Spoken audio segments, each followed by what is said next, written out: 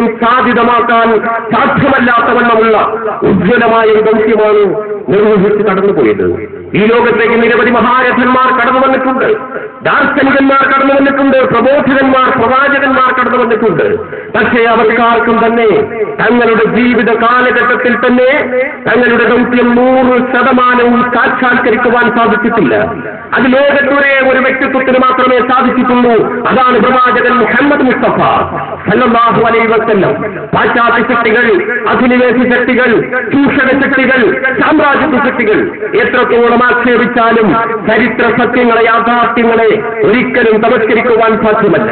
പ്രവാചകൻ ഇതിഹാസങ്ങളുടെയോ മിത്തുകളുടെയോ ഇരുട്ടറയിലല്ല ജീവിക്കുന്നത്.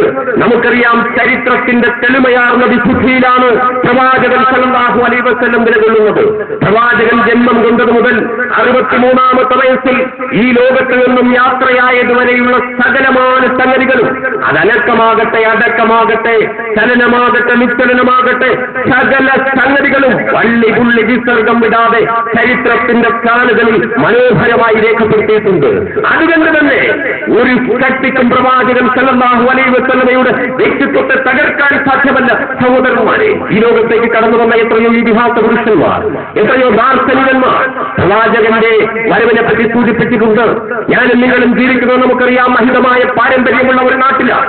ഇന്ത്യ രാജ്യം നിരവധി മതങ്ങൾക്ക് ജന്മം നൽകിയ നാടാണ്. വിവിധ ദർശനങ്ങളെ ഇരു കയ്യും നീട്ടി സ്വീകരിച്ച നാടാണ്. വിവിധ ദർശനങ്ങൾക്കും മതങ്ങൾക്കും അടിപ്പൊട്ടിലും കളിപ്പൊട്ടിലും ഒരുക്കിയ നാടാണ്. നാനാത്വത്തിൽ ഏകത്വമെന്ന മഹിതമായ ആശയത്തിൽ നിലകൊള്ളുന്ന ഇന്ത്യ രാജ്യം. ഈ രാജ്യത്ത് ഏറ്റവും അധികം ജനങ്ങൾ ഹൈന്ദവ മതവിശ്വാസികളാണ് നമുക്കറിയാം.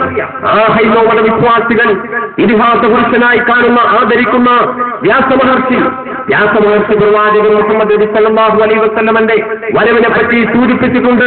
ഭവിഷ്യത്ത് പുരാണം പ്രതിസർഗപർവത്തിൽ മഹാമതായി വിഖ്യാത ശിഷ്യ ശാഖ സമന്വിത വ്യാസമഹർഷി അനുചരന്മാരോട് പറഞ്ഞു. അനുചരന്മാർ പറഞ്ഞു, ചോദിച്ചു വ്യാസമഹർഷിയോട്, മഹർഷി, ഞങ്ങൾ എങ്ങനെയാണ് ആ മഹാമതിനെ തിരിച്ചറിയുക?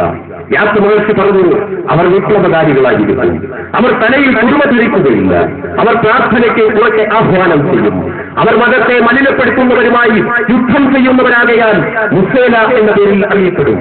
പ്രിയമുള്ളവരെ, വ്യാസമഹർഷി സൂചിപ്പിച്ചത് പ്രവാചകൻ സല്ലല്ലാഹു അലൈഹി വസല്ലമനെയും അനുയായികളെയും പറ്റിയാണ് എന്നുള്ളതിൽ കൂടുതൽ ചർച്ചയുടെ ആവശ്യമുണ്ട് എന്ന് തോന്നുന്നില്ല. അതുപോലെ ഇന്ത്യ രാജ്യത്ത് ജന്മം കൊണ്ട മതം ബുദ്ധമതം. ആ ബുദ്ധമതത്തിന്റെ ആചാര്യനായ ശ്രീബുദ്ധൻ ബുദ്ധമതത്തിന്റെ വേദഗ്രന്ഥമായ ദി ഗോസ്പൽ ഓഫ് ബുദ്ധ എന്ന ഗ്രന്ഥത്തിൽ അദ്ദേഹം സൂചിപ്പിക്കുന്നു, ഞാൻ ബുദ്ധന്മാരിൽ ആദ്യത്തെയോ അവസാനത്തെയോ ആളല്ല. എനിക്ക് ശേഷം വിജ്ഞാനം ബുദ്ധിമാനുമായ ഒരു ബുദ്ധൻ കടന്നുവരും. അദ്ദേഹം മെക്കയ്യ എന്ന പേരിൽ അറിയപ്പെടും. മെക്കയ്യ എന്ന പാലി ഭാഷയ്ക്കർത്ഥം അനുഗ്രഹീതനായവനാണ് എന്ന് Herbert Stein the way of Buddha എന്ന ഗ്രന്ഥത്തിൽ സൂചിപ്പിക്കുന്നു. വിശുദ്ധ ഖുർആന്റെ ആയത്തുകളിലേക്ക് നിങ്ങളുടെ ശ്രദ്ധയെന്ന് പോകട്ടെ. വിശുദ്ധ ഖുർആനിൽ അല്ലാഹു പറയുന്നു, വമാ അർസൽനാക ഇല്ലാ റഹ്മത്തൻ ലിൽ ആലമീൻ. ഏ പ്രവാചകരെ, ഏ മുഹമ്മദേ, താങ്കളെ നാം സർവ്വലോകത്തിനും അനുഗ്രഹീതനായിട്ടല്ലാതെ നിയോഗിച്ചിട്ടില്ല. വിശുദ്ധ ഖുർആനിൽ അല്ലാഹു അനുഗ്രഹീതനായവൻ എന്ന് സൂചിപ്പിച്ചതും അതുപോലെ തന്നെ ശ്രീബുദ്ധൻ മെക്കയ്യ എന്ന ബാലി ഭാഷയിലൂടെ അനുഗ്രഹീതനായവൻ എന്നർത്ഥം വരുന്ന മെക്കയ്യ എന്ന ആ ഒരു വാക്ക് പ്രയോഗിച്ചതും പ്രവാചകൻ മുഹമ്മദ് നബി സല്ലല്ലാഹു അലൈഹി വസല്ലമനെ പറ്റി തന്നെയാണ് എന്നുള്ളതിൽ ദീർഘമായ വിശദമായ അന്വേഷണത്തിന്റെ ആവശ്യമില്ല. അതുപോലെ എത്രയെത്ര മഹാരഥന്മാർ പ്രവാചകനെ പറ്റി സൂചിപ്പിച്ചിട്ടുണ്ട്. പ്രമുഖ വിദ്യാഭ്യാസ വിദഗ്ധനായ പ്രൊഫസർ കെ എസ് രാമകൃഷ്ണറാവു എന്താ പറഞ്ഞത്? മുഹമ്മദിന്റെ വ്യക്തിത്വം അതിനെ പൂർണ്ണമായും കണ്ടെത്തുവാൻ എനിക്ക് സാധിച്ചിട്ടില്ല. മുഹമ്മദിന്റെ വ്യക്തിത്വത്തിന്റെ ചെറിയ അംശം മാത്രമേ എനിക്ക് മനസ്സിലാക്കുവാൻ സാധിച്ചിട്ടുള്ളൂ. എന്തൊരു ഹൃദയാകർഷകമായ ബഹുമുഖത്വം, എന്തെന്ത് നാടകീയ മുഹൂർത്തങ്ങൾ ആ ജീവിതത്തിൽ. മുഹമ്മദ് എന്ന പ്രവാചകൻ, മുഹമ്മദ് എന്ന പടയാളി, മുഹമ്മദ് എന്ന പരിഷ്കർത്താവ്, മുഹമ്മദ് എന്ന സർവ്വ സൈന്യാധിപൻ, മുഹമ്മദ് എന്ന തത്വജ്ഞാനി, മുഹമ്മദ് എന്ന ന്യായാധിപൻ, മുഹമ്മദ് എന്ന അടിമകളുടെ വിമോചകൻ, മുഹമ്മദ് എന്ന സ്ത്രീകളുടെ സമുദ്ധാരകൻ, മുഹമ്മദ് എന്ന പുണ്യവാളൻ. ഈ മേഖലകളിലെല്ലാം ഒരു വീരേതിഹാസം രചിച്ച ഉജ്ജ്വലനായ ഒരു വ്യക്തിത്വം തന്നെയാണ് മുഹമ്മദിന്റേത്. ആരാ സൂചിപ്പിച്ചത്? Professor K S Ramakrishnarao. Encyclopaedia Britannica എന്താ സൂചിപ്പിച്ചത്? ലോകത്തെല്ലാ മത നേതാക്കളിലും വെച്ച്, ലോകത്തെല്ലാ പ്രവാചകന്മാരിലും വെച്ച്, ലോകത്തെല്ലാ പ്രബോധകന്മാരിലും വെച്ച് ഏറ്റവും അധികം വിജയശ്രീലാളിതനായത് പ്രവാചകൻ മുഹമ്മദാണ് എന്നാണ് എൻസൈക്ലോപീഡിയ ബ്രിട്ടാനിക്ക സൂചിപ്പിച്ചത്.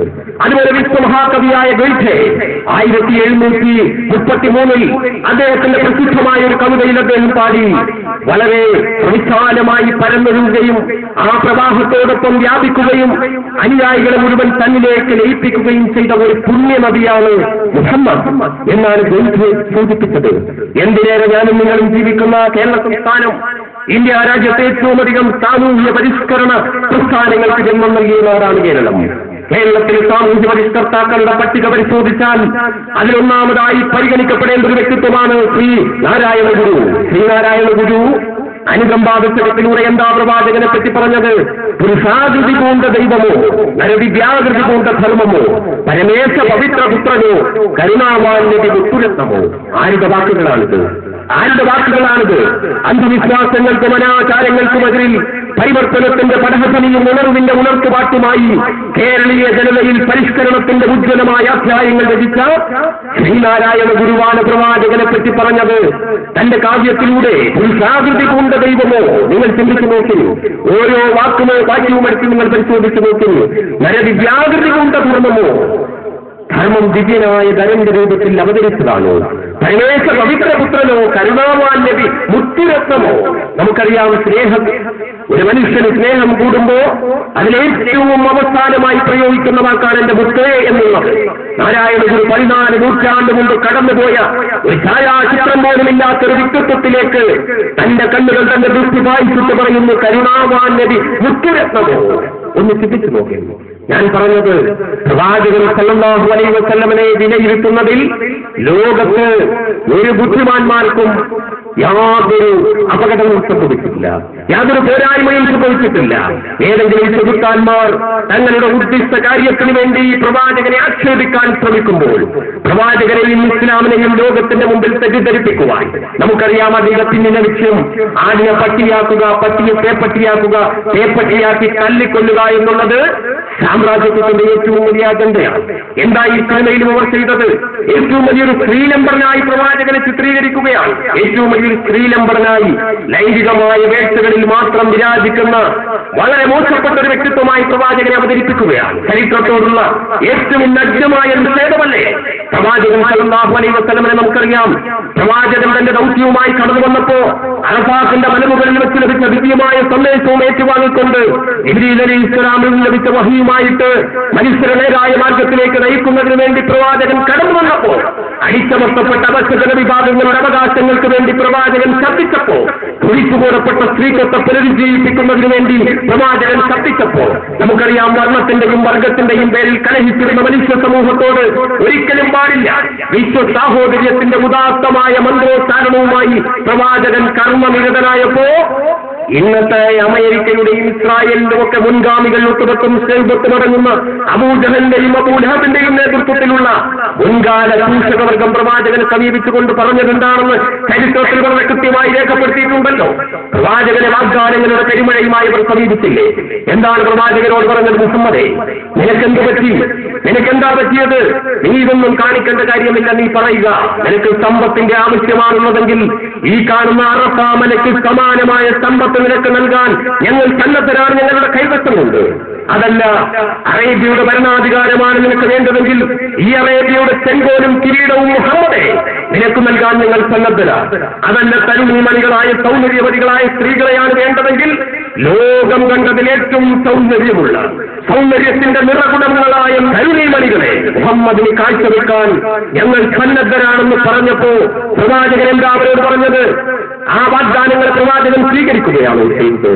പ്രവാചകൻ പറഞ്ഞു, നിങ്ങൾ എനിക്ക് വാഗ്ദാനം നൽകിയ സമ്പത്തല്ല, അധികാരമല്ല, ഈ സൗന്ദര്യവതികളായ സ്ത്രീകളുടെ സാന്നിധ്യമല്ല, ഈ കത്തിക്കാളുന്ന സൂര്യകോളത്തെ മുഹമ്മദിന്റെ വലതുകയിൽ തന്നാലും പ്രഭചൊരിഞ്ഞു നിൽക്കുന്ന ചന്ദ്രകോളത്തെ മുഹമ്മദിന്റെ ഇടതുകയിൽ തന്നാലും ശരി, മുഹമ്മദ് പിന്തിരിയാൻ സാധ്യമല്ല. ഒന്നുകിൽ ലക്ഷ്യത്തിലെത്തിച്ചേരും, അല്ലെങ്കിൽ ആ ലക്ഷ്യത്തിലേക്കുള്ള പ്രയാണത്തിൽ രക്തസാക്ഷിത്വം മരിക്കും എന്നല്ലേ പ്രവാചകൻ സല്ലല്ലാഹു അലൈഹി വസല്ലം പറഞ്ഞത്? പ്രവാചകൻ എങ്ങനെ ലൈംഗികമായ വേഴ്ചകളിൽ ഇഷ്ടപ്പെടുന്ന ഒരു വ്യക്തിത്വമായിരുന്നെങ്കിൽ, അല്ലെങ്കിൽ അരാജകത്വത്തിൽ അധിഷ്ഠിതമായ ലൈംഗികമായ വേഴ്ചകളിൽ സംതൃപ്തി അടയുന്ന ഒരു വ്യക്തിത്വമായിരുന്നു പ്രവാചകനെങ്കിൽ, ആ ചൂഷകവർഗത്തിന്റെ വാഗ്ദാനം സ്വീകരിച്ചാൽ മാത്രം മതിയായിരുന്നല്ലോ. ചെയ്തോ? ഇല്ല. പ്രവാചകന്റെ വൈവാഹിക ജീവിതം തന്നെ നമുക്കറിയാമല്ലോ. 25-ാമത്തെ വയസ്സിൽ ലോകം കണ്ട സൗന്ദര്യത്തിന്റെ ഏറ്റവും വലിയ